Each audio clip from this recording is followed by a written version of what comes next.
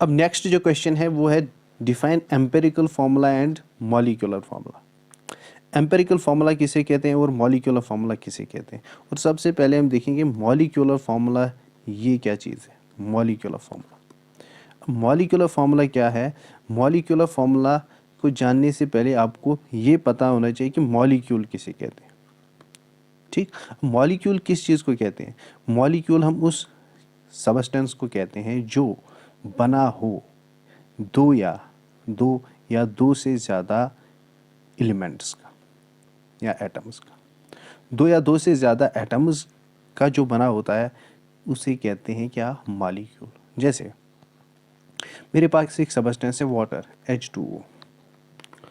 अब ये वाटर जो है, अब यहाँ पर देखिए ये वाटर मॉलिक्यूल जो है, ये सबस्टेंस जो है, ये किस चीज़ का बना है। देखिए ये हाइड्रोजन और ऑक्सीजन का बना है, दो डिफरेंट एलिमेंट्स या एटम्स है इसमें।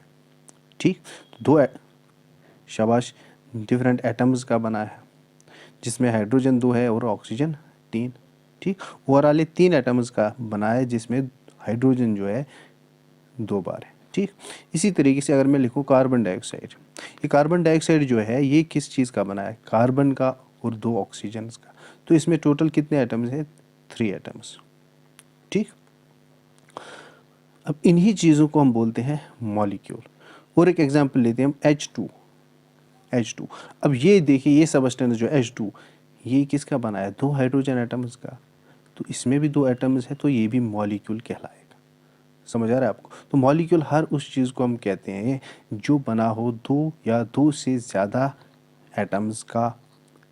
अब यहाँ पर क्वेश्चन है कि क्या ये एटम्स जिनसे ये बनता है मॉलिक्यूल क्या वो सेम होनी चाहिए, डिफरेंट। चाहे वो सेम हो चाहे डिफरेंट हो कोई फ़र्क नहीं पड़ता। चाहे सेम एटम्स कंबाइन हो, जैसे 2 नाइट्रोजन कंबाइन होके N2 बनाएंगे ये भी मॉलिक्यूल कहलाएगा।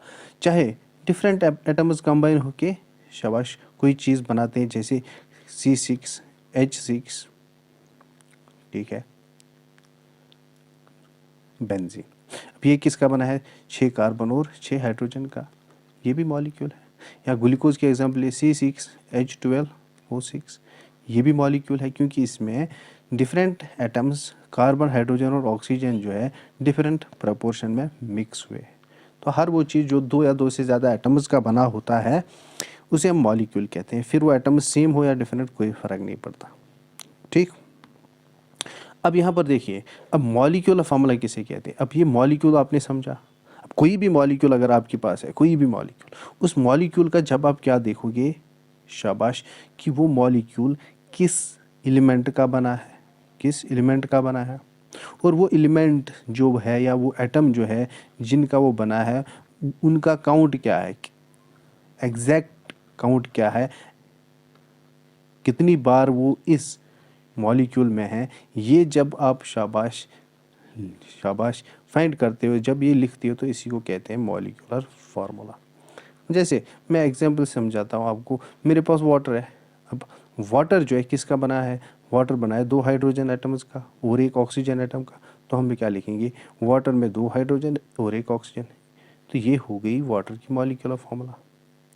ठीक, इसी तरीके से कोई दूसरा हम एग्जांपल लेते हैं। जैसे हमारे पास है कैल्शियम कार्बोनेट या हमारे पास है सल्फ्यूरिक एसिड। अब सल्फ्यूरिक एसिड जो है इसकी शाबाश मॉलिक्यूलर फार्मूला क्या है, हम देखेंगे कि इसमें कौन कौन सा एलिमेंट है और कितनी बार है। हमें पता है इसमें हाइड्रोजन है, सल्फ़र है, ऑक्सीजन है। और ये भी पता है कि इसमें हाइड्रोजन 2 बार है, सल्फ़र शाबाश 1 बार और ऑक्सीजन 4 बार। तो H2SO4 इसकी हो गई क्या, मॉलिक्यूलर फार्मूला।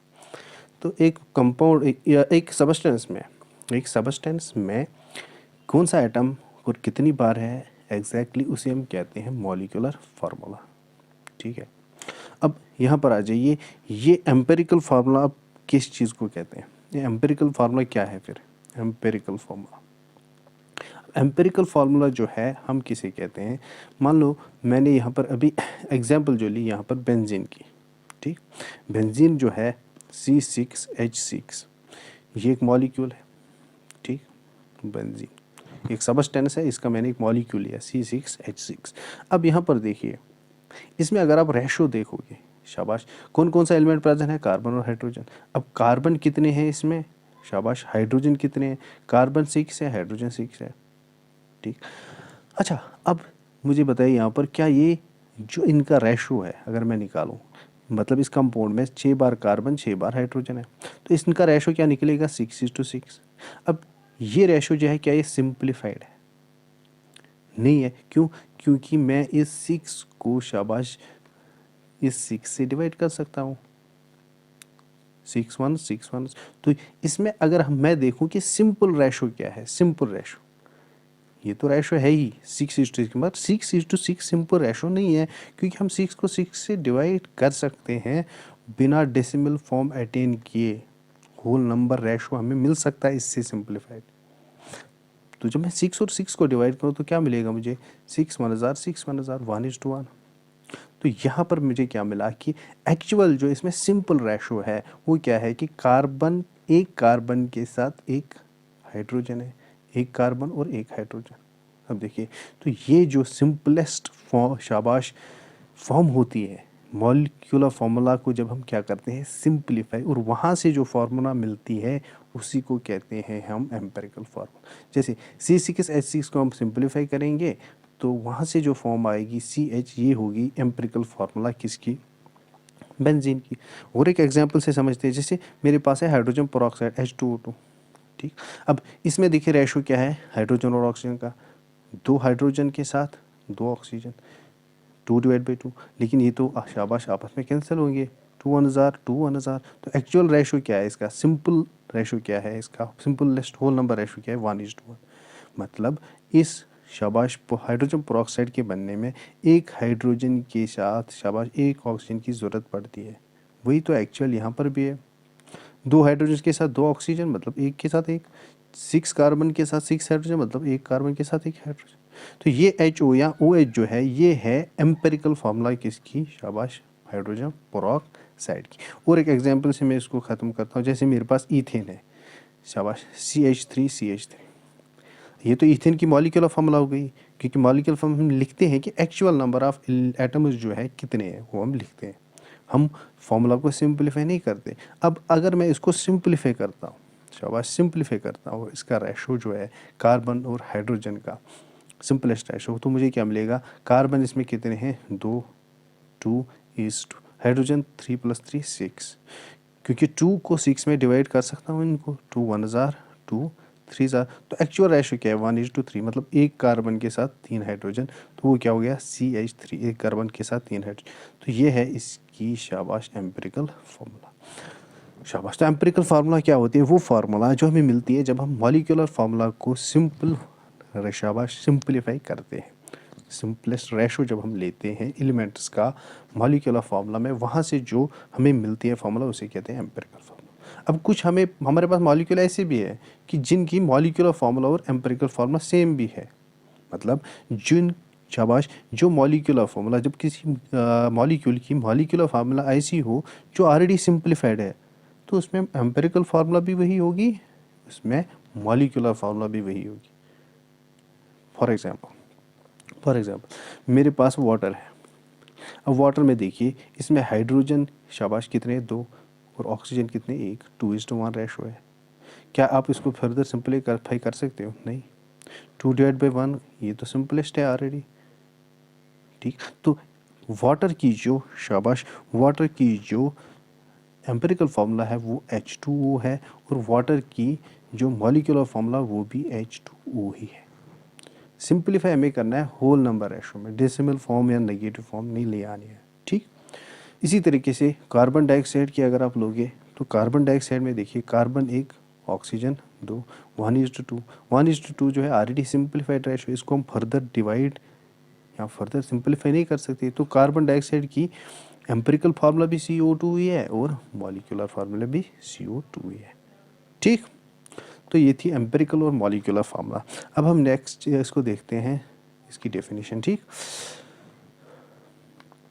अब यहाँ पर देखिए एम्पिरिकल फार्मूला हम बोलते हैं it is a formula representing the simplest whole number ratio of various atoms present in a compound. ठीक। एक कंपाउंड या मॉलिक्यूल में सिंपलेस्ट रेशो में जो एलिमेंट्स प्रेजेंट है उसी को कहते हैं एम्पिरिकल फार्मूला।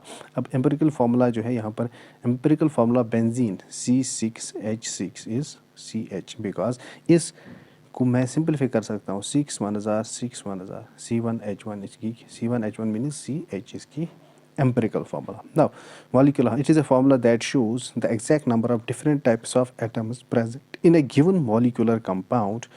शाबाश. For example, C6H6 is the molecular formula benzene. ठीक, तो ये हमें बताती है एग्जैक्ट काउंट एटम्स का. ठीक, जैसे वाटर का H2O, ग्लूकोज C6H12O6. अब ग्लूकोज की क्या होगी एम्पिरिकल फार्मूला, इसको सिंपलीफाई करो 6 1000 6 2000 6 1000 1:2:1, दैट इज कार्बन एक बार, हाइड्रोजन दो बार और ऑक्सीजन एक बार. ये है एम्पिरिकल फार्मूला किसकी, ग्लूकोज की. ठीक, नेक्स्ट. अब यहाँ पर हम पढ़ेंगे कि जो ये एम्पिरिकल फार्मूला है, ये मॉलिक्यूलर फार्मूला है, इसके बीच में क्या कोई रिलेशन है? क्या एम्पिरिकल फार्मूला और मॉलिक्यूलर फार्मूला के बीच में कोई रिलेशन है? हाँ, मॉलिक्यूलर फार्मूला जो होती है, मॉलिक्यूलर फार्मूला से हम, क्योंकि मॉलिक्यूलर फार्मूला से ही हम एम्पिरिकल फार्मूला डिराइव करते हैं, उसका मतलब है रिलेशन है. वो क्या है कि मॉलिक्यूलर फार्मूला जो है वो हम निकाल सकते हैं फ्रॉम एम्पिरिकल फार्मूला. कैसे? एम्पिरिकल फार्मूला जो होगी किसी भी सब्सटेंस की, किसी भी मॉलिक्यूल या कंपाउंड की, जो एम्पिरिकल फार्मूला होगी, उसको अगर हम कोई होल नंबर n मल्टीप्लाई करेंगे तो वह हमें क्या देगी, उस चीज़ की मॉलिक्यूलर फार्मूला. फिर से मैं बता रहा हूँ, किसी चीज़ की अगर आपको एम्पिरिकल फार्मूला पता है, उस एम्पिरिकल फार्मूला को अगर आप कोई होल नंबर n मल्टीप्लाई करोगे 1 2 3 4, ठीक, तो वहाँ से आपको जो फार्मूला मिलेगी वो होगी उसकी मॉलिक्यूलर फार्मूला. ठीक, जैसे मैं एग्जांपल से समझाता हूँ. मेरे पास एम्पिरिकल फार्मूला है एक सबस्टेंस की CH. अब अगर मैं इसको मल्टीप्लाई करूँ 6 से, देखिए तो यहाँ से क्या मिलेगा आपको, 6 C6H6, 6 टाइम में C भी है H भी है, तो ये है मॉलिक्यूलर फार्मूला किसकी, बेंजीन की. तो यहाँ से बेंजीन की. अब यहाँ पर क्वेश्चन ये अराइज होता है कि मैंने जो ये 6 मल्टीप्लाई यहाँ पर किया CH को, मुझे कैसे पता था कि मुझे 6 मल्टीप्लाई करना है? मैंने क्यों नहीं किया 2 मल्टीप्लाई? या ये नंबर जो है n, ये क्या होना चाहिए जिससे ये एम्पिरिकल फार्मूला जो है किसमें कन्वर्ट होगी, मॉलिक्यूलर फार्मूला से. या मैं सिंपली कह सकता हूँ ये n हम कैसे कैलकुलेट कर सकते हैं. इसके लिए भी एक हमारे पास रिलेशन आती है, वो क्या है, किसी भी शाबाश सबस्टेंस का n कैलकुलेट करने के लिए शाबाश हमारे पास जो फार्मूला है वो क्या है, n हम निकालते हैं molecular mass of substance, molecular mass of substance divided by empirical formula mass of that substance, empirical formula मास. फिर इसको एक बार देखिए, n जो है, n हम कैसे कैलकुलेट करेंगे, molecular mass divide by empirical formula mass.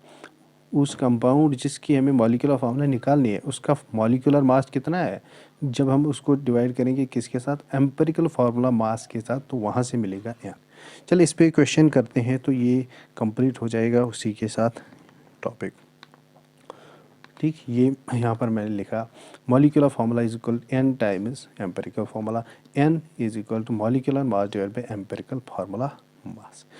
Question से ये हम कवर करेंगे. ठीक, अच्छा, the empirical formula mass question है यहाँ पर, the empirical formula mass of compound is, the empirical formula of a compound is CH2O. एक कंपाउंड है हमारे पास, एक सबस्टेंस है हमारे पास, उसकी जो एम्पिरिकल फार्मूला है वो है CH2O. ठीक, ये गिवन है, ये किसी कंपाउंड की फार्मूला है एम्पिरिकल फार्मूला CH2O, और उसका, उस कंपाउंड का जो मॉलिक्यूलर मास है, शाबाश, और क्या गिवन है, उसी कंपाउंड का जिसकी ये एम्पिरिकल फार्मूला है उसका शाबाश मॉलिक्यूलर मास 8180 दिया गया है. अब ये क्या बता रहा है, the molecular formula of the compound is, उस कंपाउंड का शाबाश, उस कंपाउंड की जो मॉलिक्यूलर फार्मूला है वो आप बताइए. शाबाश, मॉलिक्यूलर फार्मूला आपको फाइंड करनी है. देखिए दिया क्या गया, किसी एक कंपाउंड की दी गई है आपको एम्पिरिकल फार्मूला, उसी कंपाउंड का जो मॉलिक्यूलर मास है वो भी दिया गया है। अब बताना है कि वो कंपाउंड जो है उसकी मॉलिक्यूलर फार्मूला क्या है। अब मैंने अभी आपको बताया मॉलिक्यूलर फार्मूला जो है relation between molecular formula and empirical formula, क्योंकि एम्पिरिकल फार्मूला दी गई है तो हम मॉलिक्यूलर फार्मूला निकाल सकते हैं। तो मॉलिक्यूलर फार्मूला, शाबाश, मैंने रिलेशन दी थी, molecular formula is equal to n times empirical formula. ठीक, अब यहाँ पर देखिए एम्पिरिकल फार्मूला तो मेरे पास है, गिवन है CH2O, लेकिन ये n गिवन नहीं है। n जो है ये कौन सा नंबर मुझे इससे मल्टीप्लाई करना है। अब n के लिए भी मैंने बताया था n कैसे कैलकुलेट करते हैं। n हम कैलकुलेट करते हैं molecular mass divided by empirical formula मास।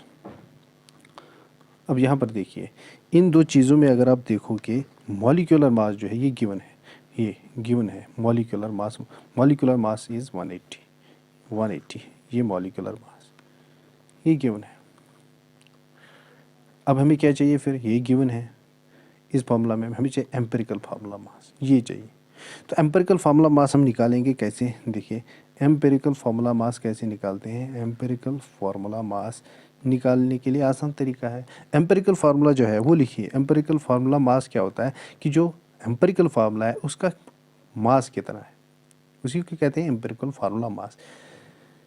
वो कैसे निकालते हैं, हम देखते हैं कि इस एम्पिरिकल फार्मूला में कौन कौन सा एटम प्रेजेंट है, उस एटम का इंडिविजुअल एटॉमिक मास क्या है, उन एटम्स का जो एटॉमिक मास होता है उसको हम सम करते हैं। जैसे ये एक कार्बन 2 हाइड्रोजन और 1 ऑक्सीजन का बना है एम्पिरिकल फार्मूला, तो इसमें जो मास होगा वो ड्यू टू कार्बन होगा, ड्यू टू 2 हाइड्रोजन एटम्स होगा, ड्यू टू 1 ऑक्सीजन एटम होगा।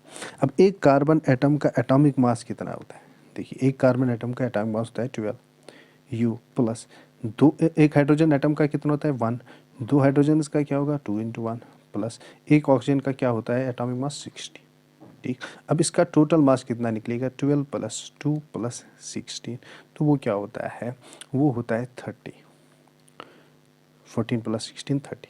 तो एम्पिरिकल फार्मूला मास हमने कैसे निकाला, एम्पिरिकल फार्मूला जिन एलिमेंट से एटम्स की बनी थी उनका एटॉमिक मास मैंने देखा, उसको सम किया।